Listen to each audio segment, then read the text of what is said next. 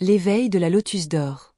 Il était des heures où le monde semblait s'effacer, où les bruits de la ville se muaient en chuchotements lointains, et où l'âme fatiguée cherchait refuge dans des espaces que seuls les rêves osaient habiter.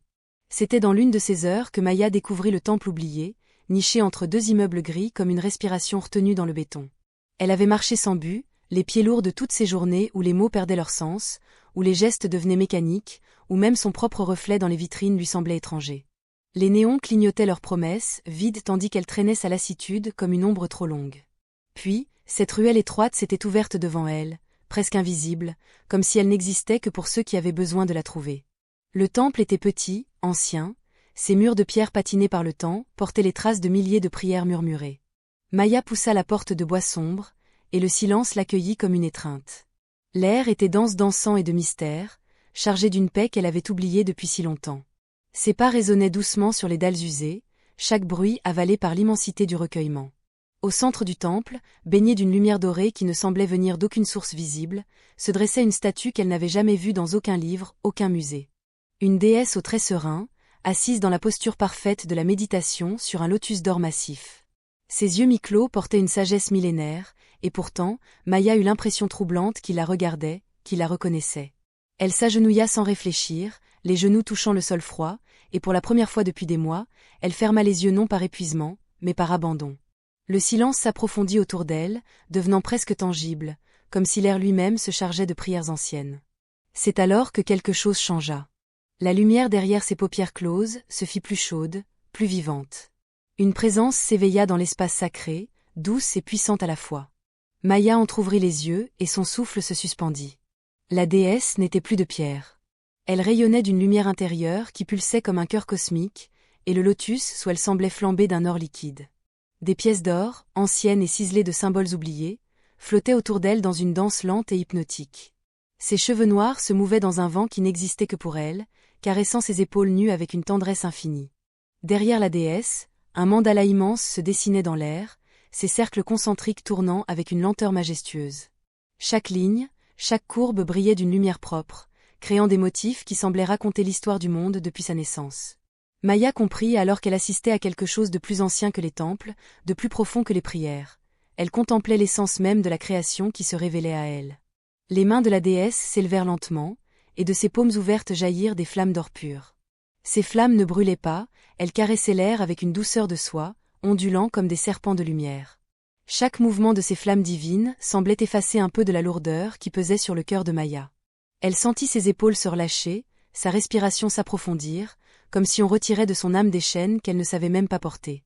La déesse ne parlait pas, mais sa présence était plus éloquente que tous les mots. Elle était la prospérité qui ne corrompait pas, la beauté qui ne fanait pas, la paix qui ne se brisait pas. Elle était Lakshmi, la déesse aux 1000 visages, celle qui apportait l'abondance à ceux qui avaient appris à la recevoir non avec leurs mains, mais avec leur cœur. Maya resta agenouillée, perdue dans cette contemplation qui la transformait sans qu'elle s'en rende compte. Les minutes coulaient comme du miel, chaque seconde l'imprégnant un peu plus de cette sérénité dorée. Elle observait les flammes danser dans les mains divines, et peu à peu, elle commença à comprendre leur langage secret.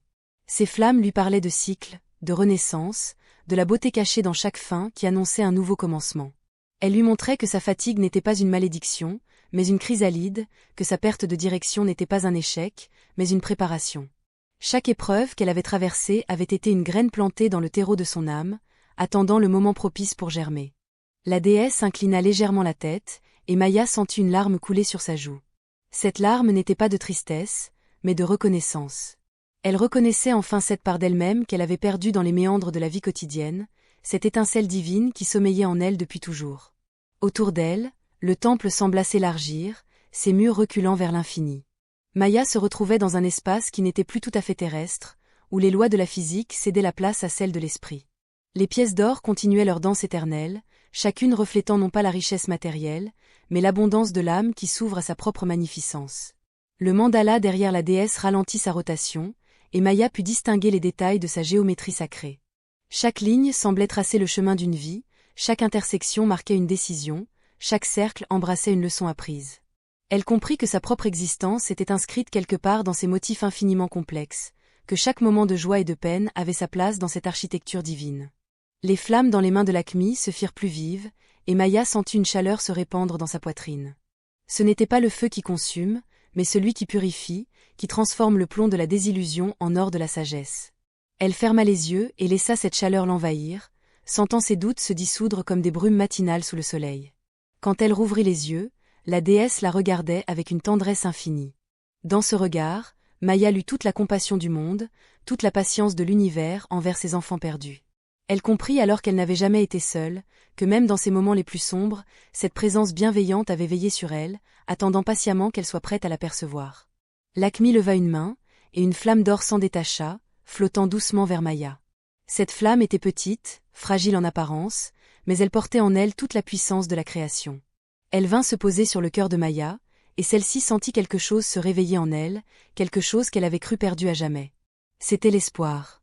Non pas l'espoir naïf qui ignore la réalité, mais l'espoir sage qui connaît la souffrance et choisit malgré tout de croire en la beauté. C'était la foi. Non pas la foi aveugle qui refuse de voir, mais la foi éclairée qui voit tout et trouve encore des raisons d'aimer. La déesse commença à s'estomper, mais pas comme quelque chose qui disparaît. Elle s'estompait comme l'aube qui se fond dans le jour, comme la graine qui se dissout dans la plante qu'elle nourrit. Maya comprit que Lakshmi ne partait pas, elle s'intégrait en elle, devenait partie de son être, de sa respiration, de ses battements de cœur. Les pièces d'or cessèrent leur danse et se posèrent délicatement sur le sol autour d'elle.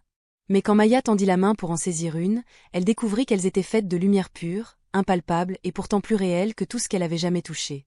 Elle comprit que la vraie richesse ne se possédait pas, elle se vivait, elle s'expérimentait, elle se partageait.